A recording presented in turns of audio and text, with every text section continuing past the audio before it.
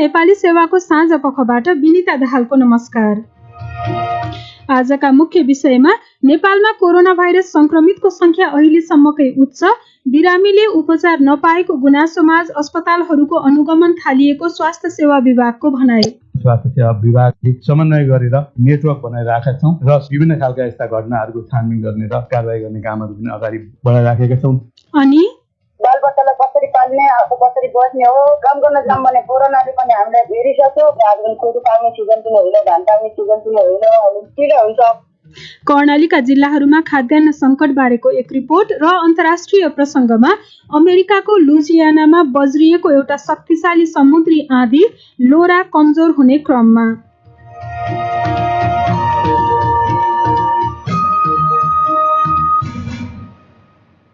सबभन्दा पहिला आजका प्रमुख विश्व समाचार।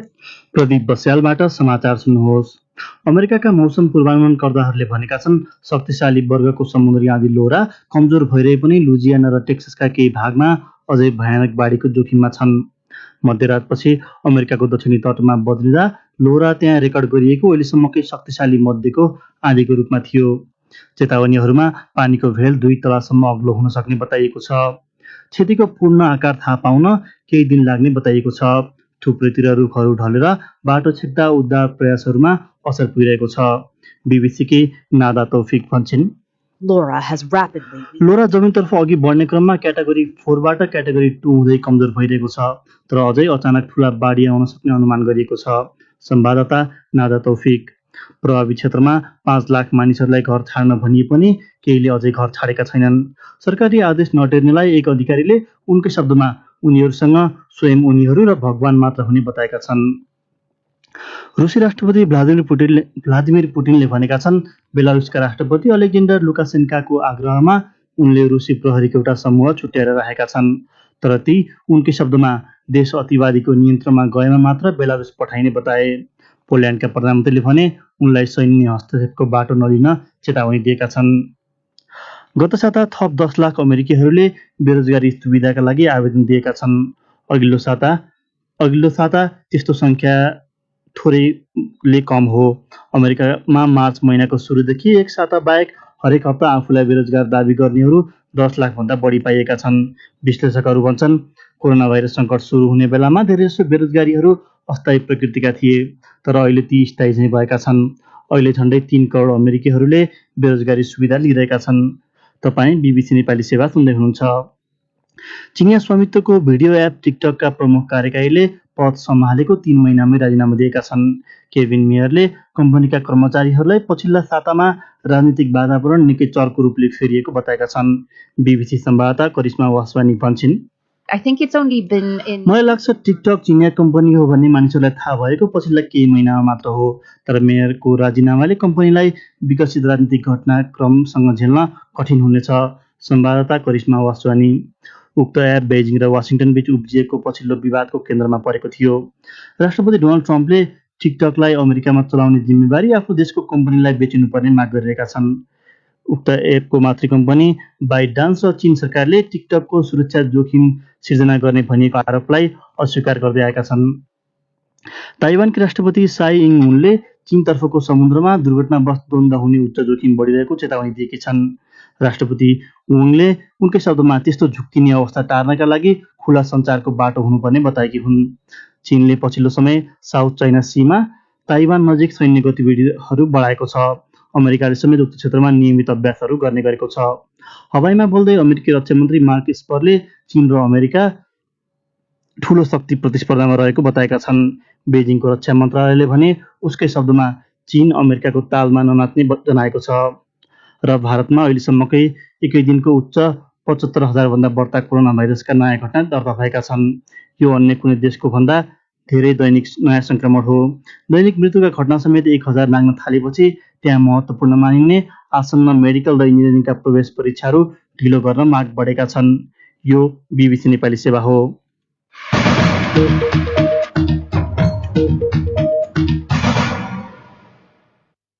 साँझ पखमा तपाईलाई पुनः स्वागत छ।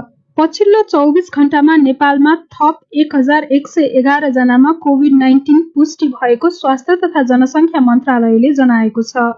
सरकारले कोरोना भाइरस परीक्षणको विवरण सार्वजनिक गर्न थाले यता यो अहिलेसम्मकै सर्वाधिक दैनिक वृद्धि हो। कोरोना भाइरस संक्रमणका कारण थप 8 जनाको मृत्यु भएको सरकारले पुष्टि गरेको छ। यसैबीच संक्रमित र मृत्यु हुनेको संख्या बढिरहेका बेला विभिन्न ठाउँमा उपचारका लागि भनी बिरामी पुग्दा अस्पतालले भर्ना गर्न नमानेको भन्ने विवरण आइरहेका बेला स्वास्थ्य सेवा विभागले सबै स्वास्थ्य संस्थाको छानबिन र कारबाही गर्ने काम गरिरहेको जनाएको छ। सुनौ एक रिपोर्ट। अहिलेसम्म एक चिनिया नागरिक सहित देशभरि 183 जनाले कोरोना भाइरससँग सम्बन्धित कारणले ज्यान गुमाइसकेका छन्। अहिले फेला परेका संक्रमित मध्ये काठमाडौँ जिल्लामा सबैभन्दा धेरै संक्रमित रहेका छन्।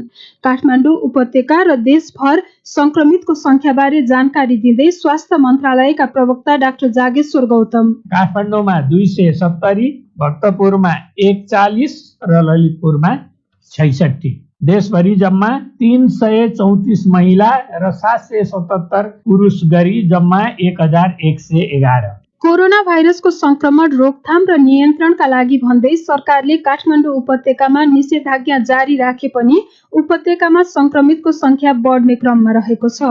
आइसियु र भेन्टिलेटरमा रहने बिरामीको संख्या पनि उपत्यका रहेको बागमती प्रदेशमै सबैभन्दा धेरै रहेको छ।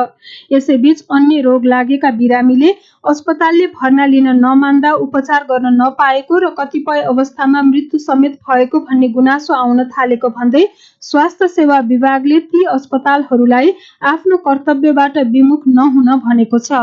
काठमाडौँकै 2वटा निजी अस्पतालले सिन्धुपाल्चोककी एक महिलालाई पैसा नभएको भन्दै भर्ना गर्न नमानेको कुरा समेत उल्लेख गर्दै विभागका उपचारात्मक सेवा महाशाखाका निर्देशक डाक्टर तारानाथ पोखरेलले भने, कोही पनि बिरामी पैसा नभएको बिरामी आयो भने त्यसलाई उपचारबाट वञ्चित गर्न पाइँदैन। बिरामीहरूको अधिकारलाई सुरक्षा गर्नको लागि स्वास्थ्य सेवा विभागले समन्वय गरेर आगामी दिनमा यो कार्यक्रमहरू सञ्चालन गर्न, अनुगमन गर्न र प्रभावकारी नियमन र सहयोग समन्वय समेत गर्नका लागि नेटवर्क बनाइरहेका छौँ र समय समयमा चाहिँ विभिन्न खालका यस्ता घटनाहरूको छानबिन गर्ने र कारबाही गर्ने कामहरू पनि अगाडि बढाइराखेका छौँ। सरकारले यसअघि संक्रमितको उपचारका लागि भनी जिल्ला, प्रदेश र केन्द्रीय तहमै अस्पतालहरूलाई गरिएको वर्गीकरण पनि खारेज गरेर देशभरका सबै अस्पताललाई कोभिड अस्पताल बनाउने निर्णय गरेको थियो।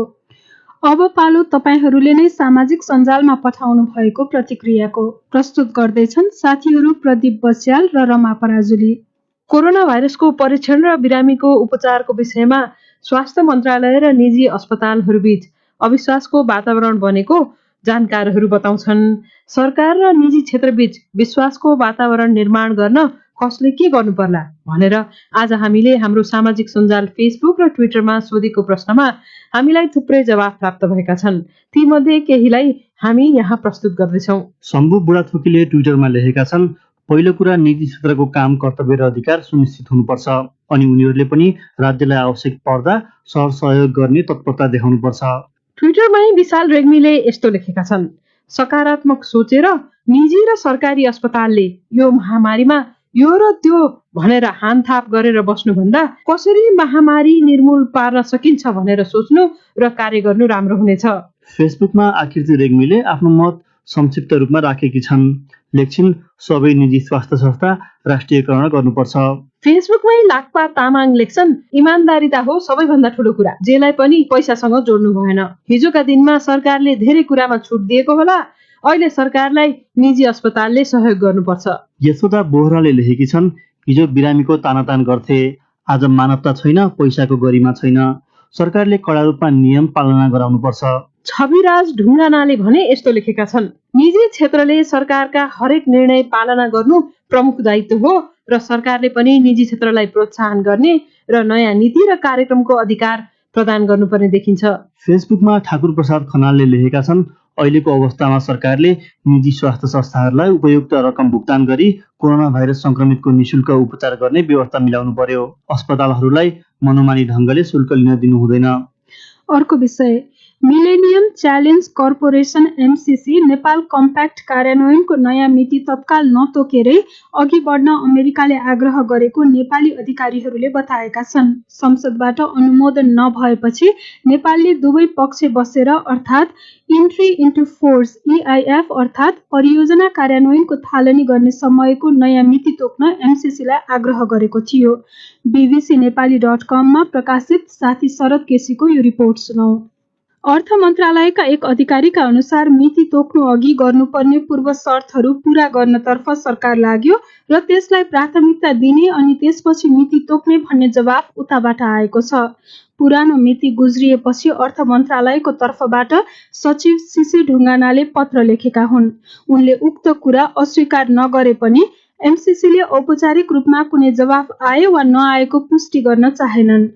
परियोजनाको कार्यान्वयनको मितिसम्म पुग्न 6 वटा पूर्व शर्त मध्ये 4 वटा पूरा भएको अधिकारीहरूले जनाएका छन्। बाँकी 2 वटामा एउटा संसदबाट अनुमोदन गर्ने र अर्को जग्गा अधिग्रहणको काम गर्ने तथा प्रसारण लाइन बनाउँदा काट्नुपर्ने रुखहरूको कटानीको अनुमति लिनुपर्नेछ। जग्गा अधिग्रहणको काम नुवाकोटमा अघि बढेको थियो तर कोरोना भाइरस संक्रमणका कारण त्यसमा अवरोध देखा परेको छ। सत्तारूढ दल नेकपा भित्रैबाट भएको विरोधका कारण अघिल्लो संसद अधिवेशनबाट त्यो अनुमोदन भएन। विवाद मिलाउन बनाइएको कार्यदलले सम्झौतालाई राष्ट्रिय हितमा स्पष्ट पार्दै आवश्यकता अनुसार परिमार्जन र संशोधन गरी अनुमोदन गर्न सिफारिस गरेको छ। संशोधन र परिमार्जनका साथै उठेका कतिपय विषयहरूबारे दुवै पक्षले स्पष्ट पार्नुपर्ने पनि त्यसको आशय रहेको कार्यदलका सदस्य एवं भूतपूर्व अर्थमन्त्री सुरेन्द्र पाण्डेले जानकारी दिए। अर्थमन्त्री छँदा उक्त सम्झौतामा हस्ताक्षर गरेका नेपाली कांग्रेसका नेता ज्ञानेन्द्र बहादुर कार्कीले आफ्नो दल त्यो पारित हुनुपर्ने पुरानै अडानमा रहेको बताए। कम्प्याक्ट सम्झौतामा परियोजना कार्यान्वयनको मिति तोकिएको थिएन। त्यसमा दुवै पक्षले सहमतिमा मिति तोक्न सक्ने उल्लेख छ। त्यसैले तोकिएको मितिमा सम्झौता संसदबाट अनुमोदन नहुँदैमा त्यो अन्त्य भइसकेको भन्न नमिल्ने जानकारहरू बताउँछन्। त्यसैले संसदबाट पारित नहुँदा एमसीसी अनुकूल समयमा अघि बढाउने अवसर प्राप्त भएको देखिन्छ। एक अधिकारीका अनुसार परियोजना अन्तर्गतका कामहरू 5 वर्षभित्रै पूरा गर्नुपर्ने हुँदा विश्वव्यापी महामारीका कारण त्यो पछि धकेलिन सक्ने जोखिम हुन सक्थ्यो र त्यस दृष्टिले एमसीसीलाई लिएर नेकपा भित्रको विवाद र महामारीले राम्रो अवसर पनि दिएको ठान्नुपर्छ। सम्झौता अनुसार विशेष गरी अन्तर्देशीय विद्युत प्रसारण लाइन निर्माण र विकासमा अमेरिकाले 50 करोड अमेरिकी डलर भनेको करिब 60 अर्ब नेपाली रुपैयाँ अनुदान दिनेछ। त्यसमध्ये केही अर्ब रुपैयाँ रकम सडक मर्मत र अन्य विषयमा खर्च हुनेछ। सम्झौता अनुसार नेपालले पनि पूर्वाधार विकासमा आफ्नो तर्फबाट करिब 15 अर्ब रुपैयाँ लगानी गर्नुपर्नेछ। अर्को विषय, कर्णाली प्रदेशको मुगु, हुम्ला र डोल्पा जिल्लामा खाद्यान्न संकट भएपछि समस्या भइरहेको त्यहाँका स्थानीय बासिन्दाले बताएका छन्। नयाँ बाली नपाकेको, घरमा भएको अन्न सकिएको र बजारमा पनि खाद्यान्न नपाउँदा भोकभोकै बस्नुपर्ने अवस्था आएको उनीहरूले गुनासो गरेका हुन्। अभाव भएको खाद्यान्न तत्काल आपूर्ति गर्नको लागि नेपाल खाद्य संस्थान मार्फत माग गरिएको अधिकारीहरूले बताएका छन्। सुनौ जुम्लाबाट कृष्णमाया उपाध्यायको रिपोर्ट। आवश्यक खाद्यान्न ढुवानी हुन नसक्दा भोकमारीको अवस्था सिर्जना भइरहेको कर्णालीका स्थानीय बासिन्दाले बताएका छन्। मुगुको सोरु गाउँपालिकाकै स्थानीय बासिन्दा कौशिला रोकाया। बालबच्चालाई कसरी पाल्ने, अब कसरी बस्ने हो, पैसा पनि पाउँदैनौँ। अब काम गर्न जाऊँ भने कोरोनाले पनि हामीले घेरिसक्यो। पानी पनि पाएको छैन, रासन पानी चाहियो। हामी कसो गरेर हामी बचाउँछ, हामीलाई के उपाय दिनुहुन्छ? घरमा भएको खानेकुरा सकिएपछि बजारमा किन्न जाँदा पनि आवश्यक खाद्यान्न नपाएपछि चिन्ताले पिरुल्न थालेको बताउँछिन् मुगुको छायानाथ रारा नगरपालिकाकी अर्कै स्थानीय बासिन्दा पवित्रा रोकाया। बजारमा पनि छैन, पसलहरूमा हामी खाद्यान्नको झन् छँदै छैन। अब पाक्दैन, आज पनि कुरो पाक्ने सिजन पनि होइन, धान पाक्ने सिजन पनि होइन। किन हुन्छ, पैसा पनि कमाउने ठाउँ हुँदैन। कोरोना भाइरसको महामारीका कारण पटक पटक लकडाउन भएपछि हवाई सेवा समेत बन्द हुँदा विपद व्यवस्थापनको लागि आवश्यक खाद्यान्न स्टक नभएको हुनाले समस्या भइरहेको अधिकारीहरूले बताएका छन्।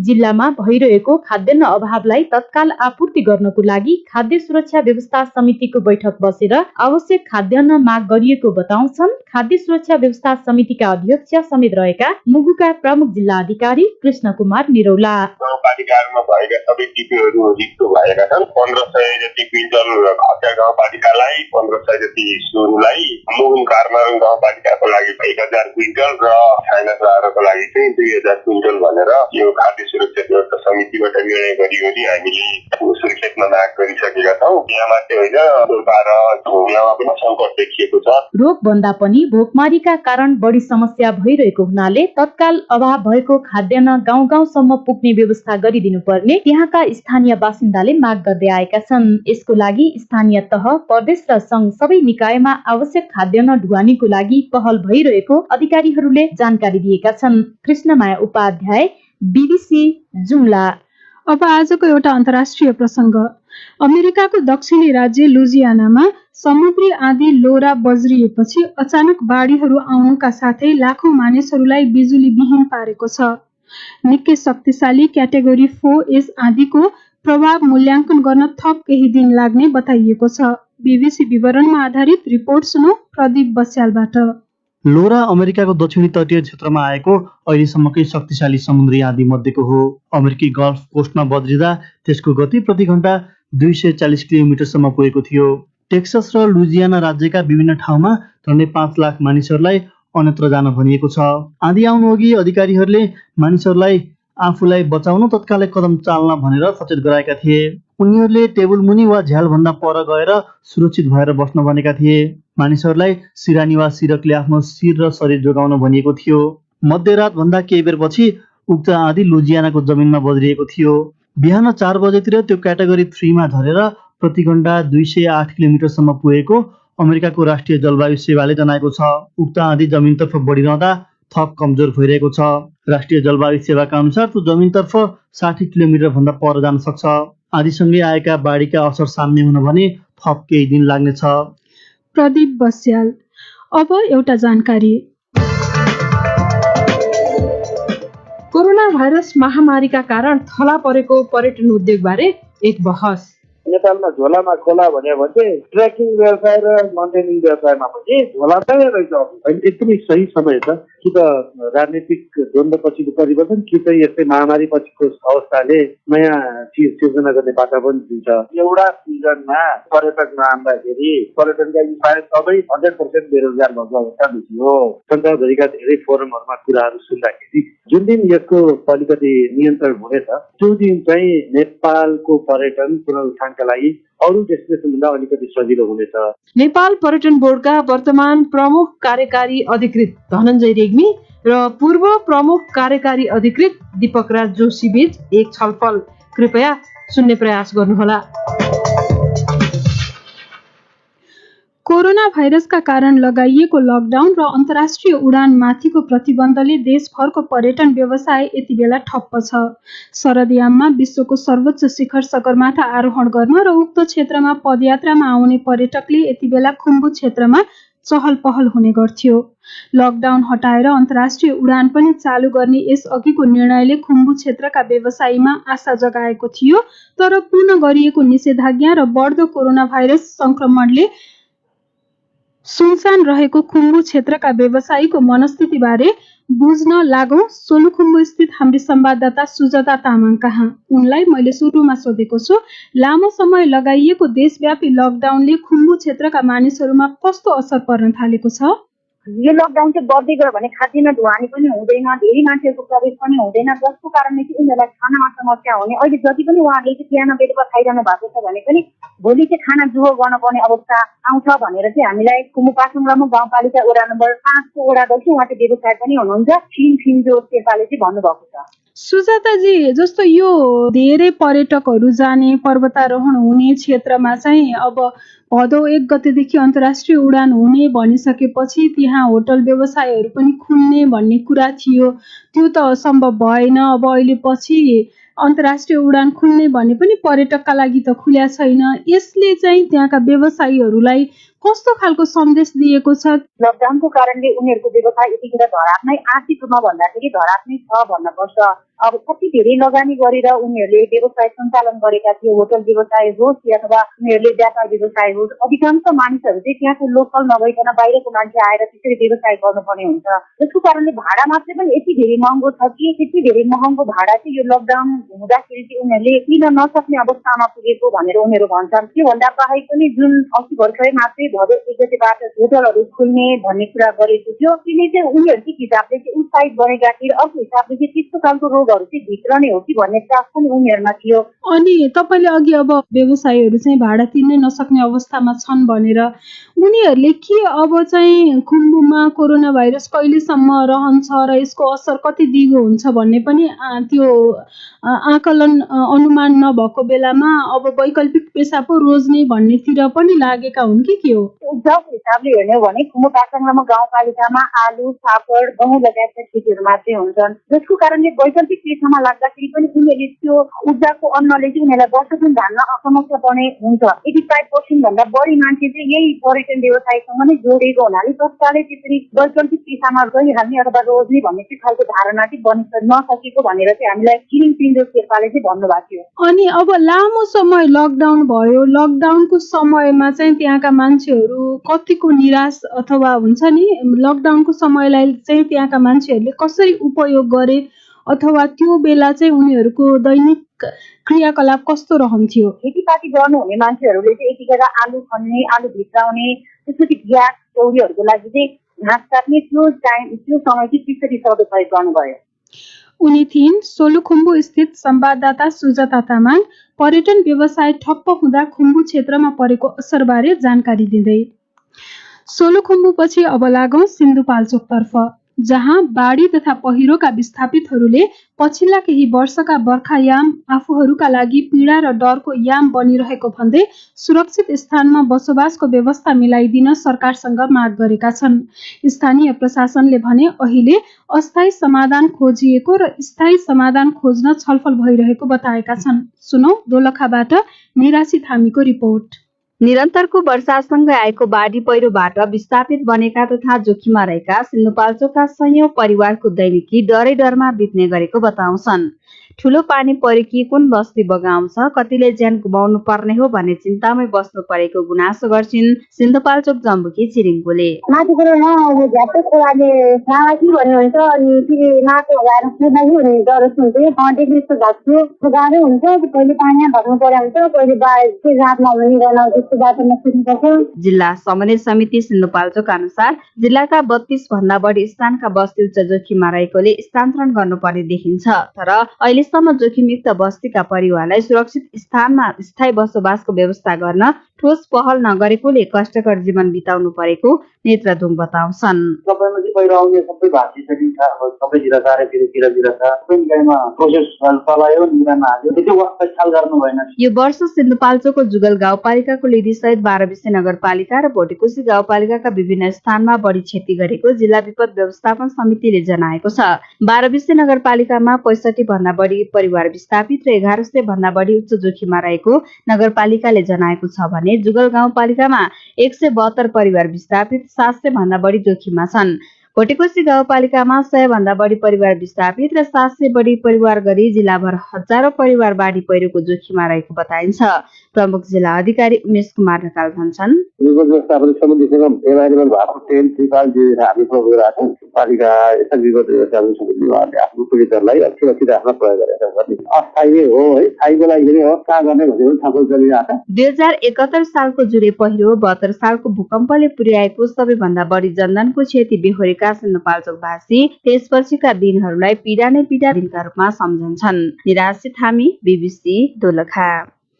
तपाईँ नेपालका 400 भन्दा बढी FM स्टेशनहरूबाट BBC नेपाली सेवाको साँझपख सुनिरहनु भएको छ। हाम्रो कार्यक्रम www.bbcnepali.com मा गएर आफूले चाहेको समयमा पनि सुन्न सक्नुहुन्छ। BBC नेपाली सेवाको फेसबुक पेज मार्फत पनि तपाईँ हाम्रा सामग्रीहरू हेर्न र पढ्न सक्नुहुन्छ।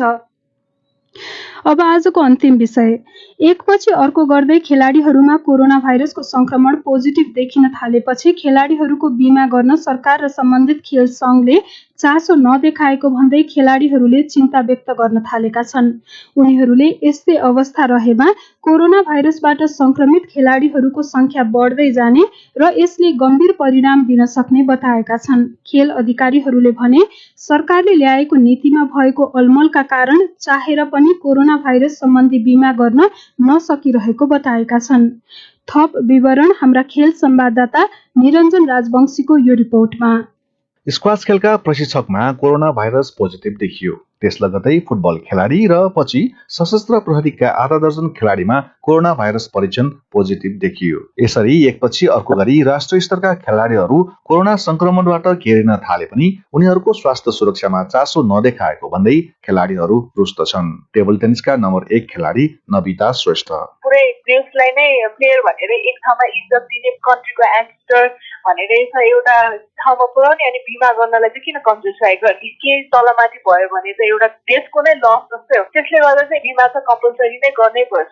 संक्रमण बढ्न थालेपछि फाटफुट्ट केही खेल संघले भने खेलाडीको कोरोना बिमा गर्न थालेका छन् भने कतिपय खेलका खेलाडीले बिमाको प्रायोजक पाएका छन्। अखिल नेपाल फुटबल संघ र नेपाल क्रिकेट संघले खेलाडीहरूको बिमा गर्यो। भलिबल खेलाडीको एक निजी संस्थाले तथा बक्सिङ संघका खेलाडीहरूको कोरोना बिमा बक्सिङ संघका एक सदस्य ओम नारायण श्रेष्ठले गरिदिए। नेपाल राष्ट्रिय तथा अन्तर्राष्ट्रिय खेलाडी संघका अध्यक्ष दीपक श्रेष्ठले भने कुनै पनि बहानामा खेलाडीहरूको स्वास्थ्यमाथि खेलवाड गर्न नहुने बताउँछन्। धेरै खेलाडीहरूलाई चाहिँ कोरोना लागिसकेको छ, जो चाहिँ एकदम अपरिहार्य बिमा नगरी नहुने अवस्था छ। अहिलेको अवस्थामा चाहिँ नि उसले देखाउँदै चाहिँ नि बसेको छ। यो चाहिँ एकदमै खेलाडीको लागि दुःख लाग्दो कुरा हो। राष्ट्रिय खेलकुद परिषदका अधिकारीहरूले भने सरकारी नीतिकै अलमलका कारण खेलाडीको बिमा गर्न समस्या भएको बताएका छन्।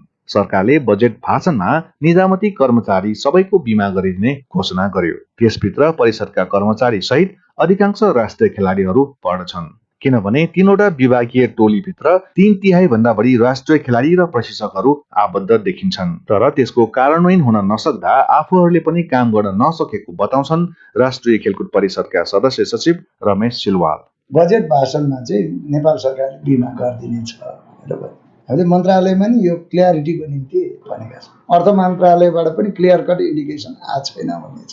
बजेटमा चाहिँ फेरि त्यो कोरोना बिमा रकम बापत यति भनेर हाम्रो युवा तथा खेलकुद मन्त्रालयको अथवा राखेको बजेटमा चाहिँ आएको छैन। त्यसैले हामी कन्फ्युज छौँ।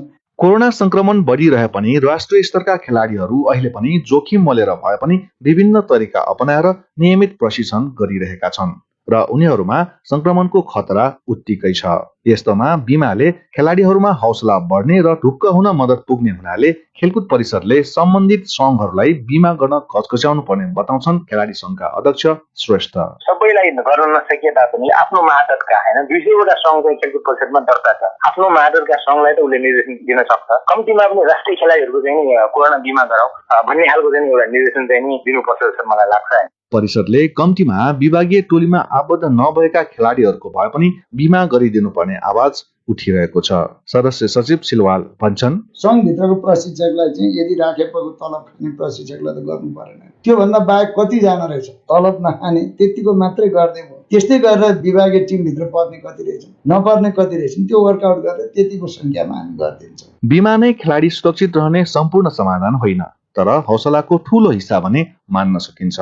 यस्तोमा खेलकुद क्षेत्रलाई चलायमान राख्न र समस्याग्रस्त समयमा खेलाडीहरूको आत्मबल थप्न सम्बन्धित अधिकारीहरूले ढिला गर्न नहुने खेलकर्मीहरू बताउँछन्। निरञ्जन राजवंशी, बीबीसी काठमाडौँ। अब आजका प्रमुख विश्व समाचार संक्षेपमा। राष्ट्रपति पुटिनले बेलारुस उनकै शब्दमा अतिवारीको नियन्त्रणमा जाने अवस्थाका लागि मिन्स्क पठाउन प्रहरी बल तयार पारिरहेको बताएपछि पोल्यान्डले सैन्य हस्तक्षेपको बाटो नसोच्न रुसलाई चेतावनी दिएको छ। अमेरिकाका मौसम पूर्वानुमानकर्ताहरूले भनेका छन् शक्तिशाली वर्गको समुद्री आँधी लोरा कमजोर भइरहे पनि लुजियाना र टेक्सासका केही भागमा अझै भयानक बाढीको जोखिम देखिन्छ। मालीका नयाँ सैन्य नेताले अपदस्थ राष्ट्रपति इब्राहिम बौबाकर केइटालाई स्वतन्त्र छाडिदिएको बताएका छन्। फ्रान्सले मानिसहरूलाई राजधानी प्यारिसको सबैतिर मास्क लगाउनै पर्ने अनिवार्य नियम बनाएको छ र गत साता थप 10 लाख अमेरिकीहरूले रोजगार सुविधाका लागि आवेदन दिएका छन्।